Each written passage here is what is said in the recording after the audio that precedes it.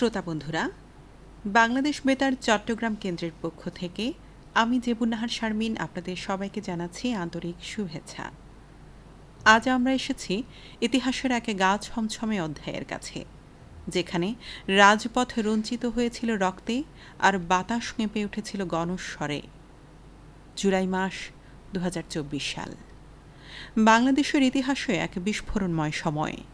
একের পর এক অন্যায়, নিপীড়ন এবং বাক স্বাধীনতা হরণের প্রতিবাদে রাজপথে নামে ছাত্র, তরুণ, শিক্ষক, পেশাজীবী সাধারণ মানুষ। সেই প্রতিরোধ শুধু রাজনৈতিক ছিল না, ছিল আত্মিক, ছিল নৈতিক, ছিল একটি মানবিক রাষ্ট্র গড়ার আকাঙ্ক্ষা। আজ আমরা ফিরে দেখব সেই সময়ের দিনলিপি, শুনব স্মৃতি, প্রতিবাদ আর সাহসের গল্প। শুরু করছি আজকের আয়োজন রক্তাক্ত জুলাইয়ের দিনলিপি। ১ আগস্ট ২০২৪। সেদিন যা ঘটেছিল চলুন জেনে আসি। তৎকালীন সরকার জামায়াতে ইসলামী দল এবং এর ছাত্র সংগঠন ইসলামী ছাত্র শিবিরের পাশাপাশি এর সহযোগী সংগঠনগুলোকে সন্ত্রাস বিরোধী আইনের অধীনে নিষিদ্ধ করে একটি প্রজ্ঞাপন জারি করে। জাতিসংঘ সহিংসতা তদন্তে একটি স্বাধীন ফ্যাক্ট ফাইন্ডিং দল পাঠানোর প্রস্তাব দেয়। আন্দোলনের ৬ সংগঠককে পুলিশ হেফাজত থেকে মুক্তি দেওয়া হয়। বিক্ষোভকারীরা নিহতদের জন্য গণমিছিল ও প্রার্থনা করে। ৫টি পাবলিক বিশ্ববিদ্যালয়ের শিক্ষক শিক্ষার্থীরা বিক্ষোভ সমাবেশ করে এই দিনে। প্রিয় শ্রোতা বন্ধুরা, আমাদের আয়োজনে এই পর্যায়ে আমরা কথা বলবো আমাদের আমন্ত্রিত অতিথির সঙ্গে। আমাদের সাথে কথা বলবার জন্য স্টুডিওতে উপস্থিত আছেন ইফফাত আরা বিলকিস, শিক্ষার্থী, পোর্ট সিটি ইন্টারন্যাশনাল ইউনিভার্সিটি। আসসালামু আলাইকুম ইফফাত, কেমন আছেন আপনি? ওয়ালাইকুম সালাম আপু, আমি আলহামদুলিল্লাহ ভালো আছি। আপনি কেমন আছেন? আমিও আছি আলহামদুলিল্লাহ। আপনাকে পেয়ে ভালো লাগছে, কারণ আমি জানি যে আপনি আন্দোলনের সময় খুব সক্রিয় ছিলেন এবং আমাদের আজকের বিষয়ে কিন্তু মানে ওই সময়ে নারীরা ২০২৪ সালের গণ আন্দোলনে নারীদের ভূমিকা কেমন ছিল সেই বিষয়টুকু নিয়ে আমরা কথা বলবো আপনার সাথে, এবং সেজন্যই আপনাকে পেয়ে ভালো লাগছে। আমি প্রথমেই জানতে চাইব যে আপনি কিভাবে জুলাই গণ আন্দোলনের সঙ্গে যুক্ত হয়েছিলেন? প্রথমত যখন আমাদের ভার্সিটি থেকে আমি সব সময় ইনফরমেশন সব কিছু আমার ভার্সিটির পেজ থেকে পাই। আমি যখন শুরুর দিকে আন্দোলন, তো আমাদের ভার্সিটি সাময়িকের জন্য খুলছিল বলতে আমাদের ভার্সিটি অফ করে দিছিল। যখন বেশি মারামারি হচ্ছে, যখন যেটা কোটা আন্দোলন ছিল তখন সেটা বৈষম্য বিরোধী ছাত্র আন্দোলন ছিল না, রূপান্তরিত হয়নি। যখন সেটা কোটা আন্দোলন ছিল, ভার্সিটির পেজ থেকে অনেক খবর আসছে যে আমাদের অনেক ভাইদেরকে মেরে রক্তাক্ত অবস্থায় ফেলে দিছে রাস্তায়। তো যখন একবার দুইবার, একজন দুইজন এমন করে প্রায় অনেক আমার ভার্সিটির ভাই আহত হয়েছে। জি। আহত হওয়ার পরে আমাদের পেজ থেকে বলতেছে যে এখন আমরা চুপ করে বসে থাকতে পারবো না। ভার্সিটির পেজ, আমাদের পিসিআই টাইমলাইন, পিসিআই মিমস সব পেজ থেকে আমাদেরকে সক্রিয়ভাবে আমাদেরকে বলতেছে যে আন্দোলনে নামার জন্য। জি। তো এখন আমাদের ভার্সিটির মধ্যে আমাদের যে ভাইরা ছিল, ফার্স্টে হচ্ছে আমরা ছেলেরা গিয়েছিল আন্দোলনটাতে, তো আমরা মেয়েরা তেমন যাইনি, কারণ সব দিকে হচ্ছে মেয়েদের যাওয়া পসিবল হয় না। তো এখন যখন আমরা মেয়েরা একটা কোরাম করে আমরা একটা দল গঠন করছি, আমরাও যাব। তো আমাদের ভার্সিটির মধ্যে যে পেজ ছিল, ওই পেজের থেকে আমরা একটা অ্যানিমিয়াস পোস্ট ছিল, আমরা একটা মেয়েরা, তো আমরা বলছি এখন আমরা মেয়েরা একটা দল করে দেন আন্দোলনে যাব। তো ওখান থেকে হচ্ছে যে আমার ভার্সিটির সুবাদে আন্দোলনটা শুরু করে। এখন জানতে চাচ্ছি আপনার কাছে যে আন্দোলনের কোন পর্যায়ে আপনি কেমন ভূমিকা পালন করেছিলেন? প্রথমত হচ্ছে আপু দেখেন, আমি ফার্স্টে বলছি যে আন্দোলনে সবাই সক্রিয় হতে পারে নাই।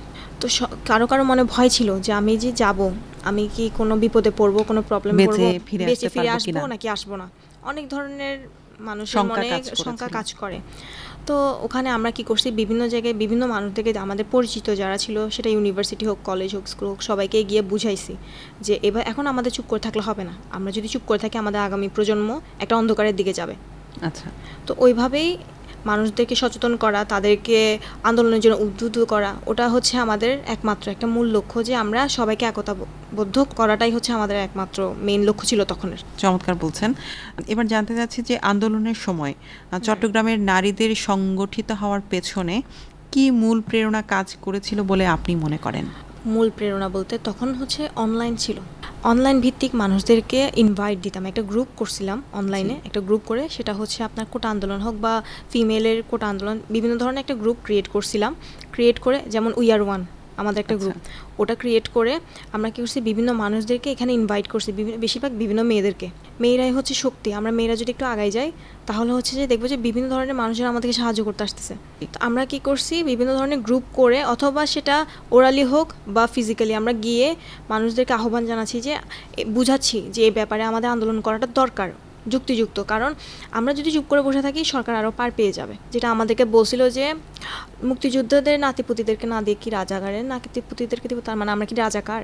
আমরা কি এদেশের নাগরিক না? তো আমরা মানুষদেরকে এভাবে বলে বুঝিয়ে বুঝিয়ে তারপরে সবাইকে একছত্র করে আস্তে আস্তে মানুষদেরকে আন্দোলনের জন্য বিভিন্ন ধরনের যুবযুক্ত ব্যবস্থা করি। ধন্যবাদ আপনাকে। জানতে চাইবো যে আন্দোলনে নামার জন্য এই যে নারীদের কথা বললাম, যে নারীরা যে সংগঠিত হওয়ার পেছনে মূল প্রেরণার কথা আপনি বললেন, তো এই নারীরা কিভাবে একসাথে হয়েছেন যদি সংক্ষেপে বলেন। নারীরা একসাথে হওয়ার, আপনি বললাম আমি ভার্সিটি স্টুডেন্ট, আমি আমার নিজের ভার্সিটির আগে মেয়েদেরকে এক করব, তারপরে আমার বিভিন্ন ভার্সিটির সাথে লিঙ্ক আছে, যেমন আপনার ইস্ট ডেল্টা ইউনিভার্সিটি, আইআইইউসি, তারপরে হচ্ছে যে বিভিন্ন প্রিমিয়ার ইউনিভার্সিটি, ওখানে আমার যে ফ্রেন্ডরা আছে আমি ওদেরকে নক করে বলি যে বিভিন্ন ধরনের আমার থেকে মানুষজন লাগবে, কারণ আমরা যাতে আন্দোলনটাকে আরেকটু বড়োভাবে সক্রিয় করতে পারি, যাতে আমাদের মেম্বারগুলো যদি একটু বেশি হয়, আমরা যে কাজটা অল্প মানুষ দিয়ে কম সময় হবে, কিন্তু সেটা আমরা বেশি মানুষ দিয়ে একটু তাড়াতাড়ি করতে পারবো। তো আমি বিভিন্ন ভার্সিটির আমাদের মানে আমরা আরো শক্তিশালী হব, দলটা ভারী হবে, দল ভারী হলে তখন আমাদেরকে মানুষজন আর ঠেকাইতে আসতে পারবে না। তখন তো আমাদের লক্ষ্য, তখন হচ্ছে আপু কি জানেন, পুলিশরা লাঠি চার্জ করে, এমনকি গুলিও চালায়, রাবার বুলেটও চালায়। ওই টাইম থেকে যখন সরকার বলছে যেভাবে হোক আন্দোলনটাকে দমানোর জন্য, আচ্ছা, তো আমাদের হচ্ছে মানুষ বেশি থাকলে তখন ওরা আমাদেরকে দমাইতে পারবে না, তারা পিছু হাঁটবে। তাই এই কারণে আমি বিভিন্ন ভার্সিটির সাথে লিঙ্ক কানেক্ট করে বিভিন্ন ফ্রেন্ডদেরকে ইনভাইট দিয়ে, আমার নিজের ফ্রেন্ডদেরকে বলে, ওরা কি করছে ওদের ফ্রেন্ডদেরকে বলছে, যাতে এটা আস্তে আস্তে আস্তে আস্তে ছড়ায় যেতে থাকে। তো ওইভাবেই আমরা এভাবেই আপনারা চট্টগ্রামের নারীরা একসাথে হয়েছিলেন। আচ্ছা, আপনি যখন মাঠে নামলেন তখন সবচেয়ে বড় চ্যালেঞ্জ বা ভয়টা কোথায় ছিল? আপু হচ্ছে যে একটা মেয়ের জন্য ভয় থাকে কি, তার মান সম্মান, তার ইজ্জত, এটা হচ্ছে সব থেকে বড় ভয়, যে না আমার ইজ্জতটা যাতে না চলে যায়। তো ওখানের মধ্যে আমার ভয়টা ছিল যে আমি যাতে শেষ না হওয়ার আগে যাতে আমি মারা না যাই, কারণ আমি চাইছি যে আমি যে আন্দোলনটাতে যাচ্ছি ওটার মধ্যে আমি যাতে সক্রিয়ভাবে পুরো দমে যদি আন্দোলনটা কন্টিনিউ করতে পারি। কারণ এখন তো পুলিশের লাঠি চার্জ করে, গুলি চালায়, আন্দোলনের অর্ধেকে যাতে আমি দমে না যাই। মনের মধ্যে শুধু একটাই ভয় ছিল যে আমার মধ্যে যেন সাহসটা থাকে, আমি যাতে আন্দোলনটা কন্টিনিউ করতে পারি। ধন্যবাদ ইফাত, আপনার সাথে কথা হলো অনেকক্ষণ স্মৃতিচারণমূলক কথা, এবং আমাদের চট্টগ্রামের নারীরা জুলাই আগস্টের আন্দোলনে যেভাবে সক্রিয়ভাবে অংশগ্রহণ করেছিলেন সেই সময়কার বিভিন্ন কথাই শুনলাম। আশা করছি প্রিয় শ্রোতা আপনারা এখনও আছেন আমাদের সাথে। আমরা আমাদের অনুষ্ঠানের প্রায় শেষ প্রান্তেই চলে এসেছি। ধন্যবাদ জানাচ্ছি ইফাত আপনাকে আবারও আমাদের সাথে যুক্ত হওয়ার জন্য। শ্রোতা বন্ধুরা, আজ আমরা ফিরে দেখেছি ইতিহাসের এক রক্তে ভেজা অধ্যায়, যেখানে জুলাই ছিল না শুধু একটি মাস, ছিল একটি প্রতিবাদের দিন, সাহসের মুহূর্ত আর চেতনার আলোকশিখা। রক্তাক্ত জুলাইয়ের দিনলিপি আমাদের মনে করিয়ে দেয় গণ আন্দোলন কখনো নিছক রাজনীতি নয়, বরং তা মানুষে মানুষে জেগে ওঠা একটি বিবেকের শক্তি। যারা রক্ত দিয়েছেন, কণ্ঠ তুলে বলেছেন না, আজ তাদের প্রতি আমাদের গভীর শ্রদ্ধা ও ভালোবাসা। এই আয়োজন এখানেই শেষ করছি, তবে শেষ নয় একেবারেই। বিদায়ের আগে আমরা শুনব জুলাই আন্দোলনকে কেন্দ্র করে একটি গান, যেটি রক্তে লেখা ইতিহাস আর প্রতিবাদের আত্মাকে নতুন করে মনে করিয়ে দেয়। চেতনায় জাগ্রত থাকুন, সাহসের পক্ষে থাকুন, বাংলাদেশ বেতার চট্টগ্রাম কেন্দ্রের সঙ্গেই থাকুন।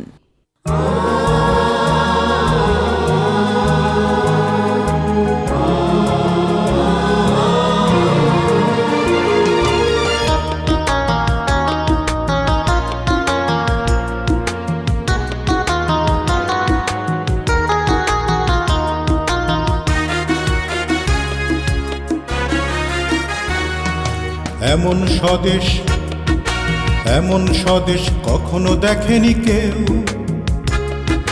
দেখেনি এমন জনসমুদ্র, দেখেনি এমন ঢেউ। এমন স্বদেশ কখনো দেখেনি কেউ, দেখেনি এমন জনসমুদ্র, দেখেনি এমন ঢেউ। এখানে নতুন ফাগুন এনেছে যারা, মুগ্ধ সাইদ বীরেরা আজ হয়ে গেল ধ্রুব তারা। সাইদ বীরেরা আজ হয়ে গেল ধ্রুব তারা।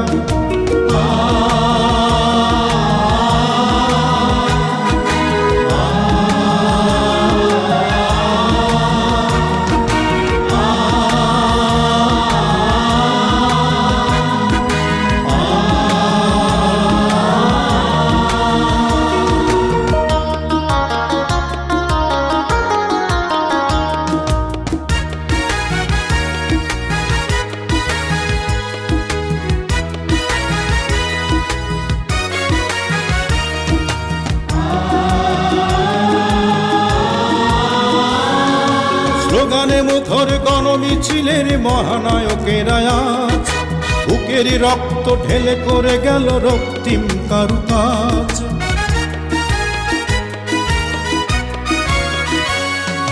স্লোগানে মুখর গণমিছিলের মহানায়কেরা আজ বুকের রক্ত ঢেলে করে গেল রক্তিম কারুকাজ। রক্ত নদীর ঢেউ ভেঙে এলো, রক্ত নদীর ঢেউ ভেঙে এলো মুক্তির গতিধারা। মুগ্ধ সাইদ বীরেরা আজ হয়ে গেল ধ্রুব তারা।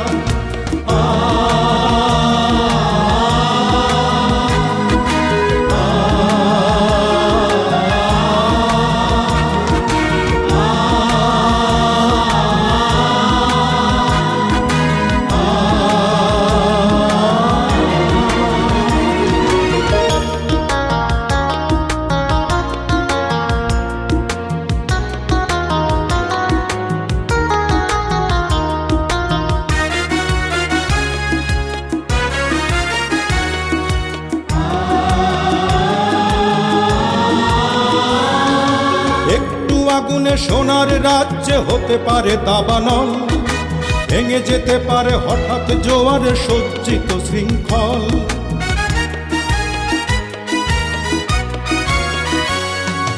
একটু আগুনে সোনার রাজ্যে হতে পারে দাবানল, ভেঙে যেতে পারে হঠাৎ জোয়ারে সজ্জিত শৃঙ্খল। ইতিহাস থেকে শেখে না কখনো, ইতিহাস থেকে শেখে না কখনো বর্বর হায়নারা। মুগ্ধ সাইদ বীরেরা আজ হয়ে গেল ধ্রুব তারা।